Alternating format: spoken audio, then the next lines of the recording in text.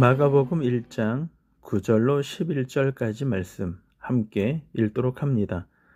그때 예수께서 갈릴리 나사렛으로부터 와서 요단강에서 요한에게 세례를 받으시고 곧 물에서 올라오실새 하늘이 갈라짐과 성령이 비둘기같이 자기에게 내려오심을 보시더니 하늘로부터 소리가 나기를 너는 내 사랑하는 아들이라 내가 너를 기뻐하노라 하시니라. 아멘. 예수님께서 세례를 받으심이라는 제목으로 아침 묵상 함께 말씀 나누도록 하겠습니다. 예수님께서 세례 요한에게 세례를 받으시는 장면은 마태복음 3장 13절로 17절에도 등장을 하고요. 또한 누가복음 3장 21절과 22절에도 동일한 기사가 등장을 합니다. 조금은 다르지만 요한복음 1장 29절로 30, 31절, 32절까지의 말씀에도 여전히 동일한 기사가 등장을 합니다. 우리는 여기서 이제 예수님께서 공생애의 시작을 우리에게 알려주는 장면을 우리들에게 보여주고 있는 것입니다. 예수님의 공생애의 시작을 알려준다는 것은 세례 요한의 사역이 이제 끝나가고 있음을 우리들에게 말씀해 주고 있는 것이죠. 그러므로 예수님은 오늘 본문 속에서 예수님의 공생애를 시작을 하시면서 그 첫 번째가 다름이 아닌 세례 요한에게 세례를 받으시는 장면을 우리들에게 보여주고 있습니다. 하나님이신 예수님이 왜 인간이신 세례 요한에게 세례를 받으시는가 라는 것에 대하여 우리는 궁금증을 유발하게 되죠. 왜 예수님은 세례를 받으셔야 했는가라는 부분을 우리가 함께 생각해 보도록 하겠습니다. 9절 말씀에 보면은 그때 예수께서 갈릴리 나사렛으로부터 와서 요단강에서 요한에게 세례를 받으셨다라고 기록을 하고 있습니다. 요한에게 세례를 받으셨는데 어디서 받으셨냐면 요단강에서 받으셨다라고 얘기합니다. 우리는 여기서 요단강이라는 것을 생각하면 우리에게 언뜻 떠오르는 사건이 있습니다. 그것은 바로 이스라엘 백성들이 출애굽한 후에 하나님의 약속의 땅 가나안 땅을 건너갈 때 그들이 요단강을 건너가게 되죠. 그때 대제사장들과 그리고 레위 사람들이 하나님의 언약궤를 메고 그리고 요단강을 건너가는 장면을 우리들에게 보여주고 있습니다. 여기서 언약궤는 무엇이냐라는 것입니다. 네, 예수 그리스도의 구속을 우리들에게 의미하고 있는 것입니다. 이처럼 예수님의 죽음을 예표한 사건이 바로 요단강을 건너가는 언약궤가 요단강을 건너가는 사건인 것처럼 오늘 그 요단강에서 예수님이 공생애, 구속에 대한 공생애를 시작하고 있음을 우리들에게 보여주고 있는 것입니다.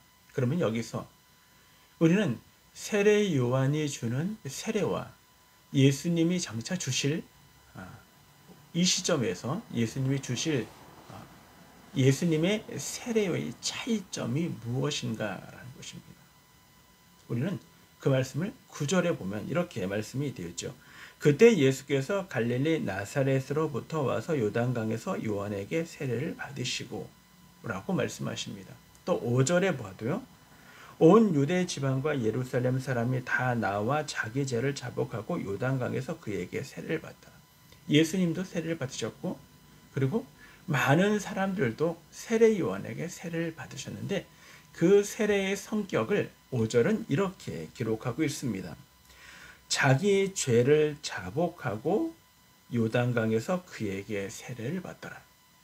세례 요한의 세례가 어떤 것인지 또 한번 4절에 보면 세례 요한이 광야에 이르러 죄 사함을 받게 하는 회개의 세례를 전파하니 세례 요한의 세례의 성격은요.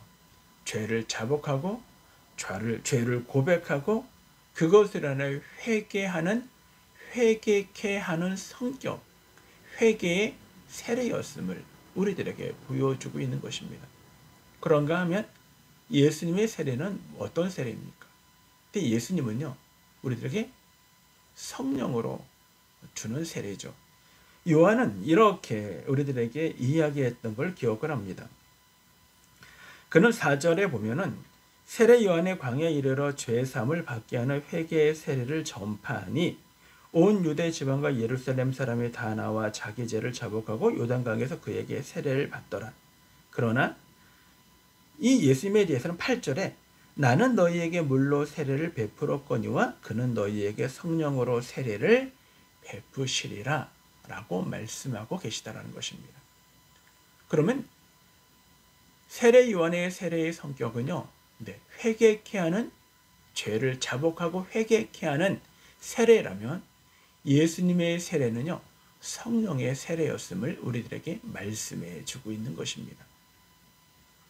그런 면에서 왜 그러면 굳이 하나님이신 예수님이 세례 요한의 세례를 받으셔야 했는가라는 것입니다. 그러면 예수님도 죄인이기 때문에 죄 회개케 하는 회개의 세례를 받으신 것이냐라고 우리는 질문해 볼 수 있습니다. 아니요, 그렇지 않다라는 것입니다. 그러면 예수님이 세례 요한에게 왜 세례를 받으셔야 했는가를 우리는 생각해 볼 수 있습니다. 첫 번째는요, 예수님의 세례 받으심은 그의 새로운 공생의 시작을 알리는 표적이었다라는 것입니다. 자, 회개된다, 죄를 고백한다는 것은 이전의 삶을 다 청산하고 새로운 삶을 시작하는 것입니다.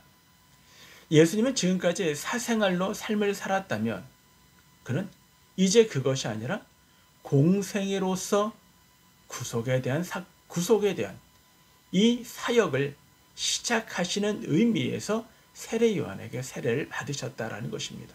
바로 메시아로서 이 일들을 시작하는 그 시작을 알리는 것, 그것이 바로 이 땅에 인간의 몸을 입고 이 땅에 오신 예수님의 첫 번째 행적이었음을 우리들에게 이야기해 주고 있는 것입니다. 두 번째는요, 왜 예수님은 세례를 받으셔야 했는가? 하나님의 의를 온전히 이루기 위해서입니다. 인간의 몸을 입고 이 땅에 오셨습니다. 그는 완전한 인간이셨습니다. 완전한 인간이셨기 때문에 그가 죄를 졌다라는 의미를 이야기하고 있는 것이 아닙니다. 인간의 모두는 다 하나님 앞에 나와 세례를 받으셔야 하는 것입니다.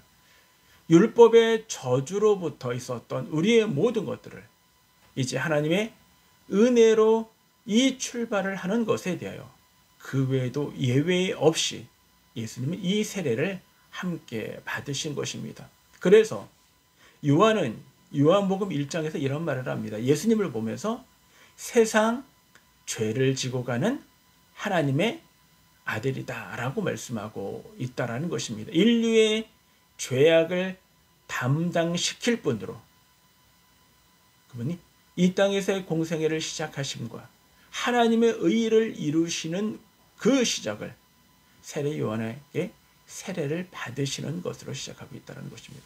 세 번째는요, 왜 예수님은 세례를 받으셔야 했는가? 바로 그리스도와의 연합을 위한 것입니다. 10절에 보면 고운 물에서 올라오실 새 하늘이 갈라짐과 성령이 비둘기같이 자기에게 내려오심을 보셨다라고 얘기합니다. 세례를 받고 물세례를 받고 물 위에서 나오실 때 그때 성령이 비둘기같이 그 위에 임하셨다라는 것입니다. 그러면서 하늘에서 이런 음성이 들립니다. 너는 내 사랑하는 아들이라 내가 너를 기뻐하노라 하시니라. 이 기뻐하신다라는 것은요, 바로 이 예수를 통하여, 예수님을 통하여 인류의 구속의 사건을 하나님이 시작하고 계심을, 그리고 그 메시아로서 하나님이 하나님의 마음에 합당함을 우리들에게 보여주고 있는 것입니다. 그렇습니다. 예수님이 이 땅에 죄가 없으시지만 이 땅에 인간의 몸을 입고 이 땅에 비하되어 이 땅에 오셨습니다. 뿐만 아니라 그는 인류의 모든 죄를 위하여 자신의 생명을 제물로 하나님께 바치십니다. 그리고 우리의 모든 희생 제물이 되어주셔서 이제 예수 그리스도를 믿음으로 고백하는 모든 이들에게 하나님의 구속, 구원을 받는 백성이 되게 하신 것입니다. 이 사역을 주님은 시작하셨습니다. 오늘 우리 저와 여러분이 그 구속으로 말미암아 하나님의 거룩한 백성이 되었습니다. 우리는 하나님의 나라, 하나님의 자녀가 되었습니다. 이제 우리가 구속받은 백성이라는 사실을 우리 역시도 이 땅 가운데 우리가 있는 곳에서 하나님의 이 땅에서 그 일을 시작하시고 지금도 유지하시고 붙드신 것처럼 우리가 그 하나님의 거룩한 백성들을 빛들로 소금들로 삶을 살아가시는 저와 여러분 모두가 되기를 주님의 이름으로 축원합니다.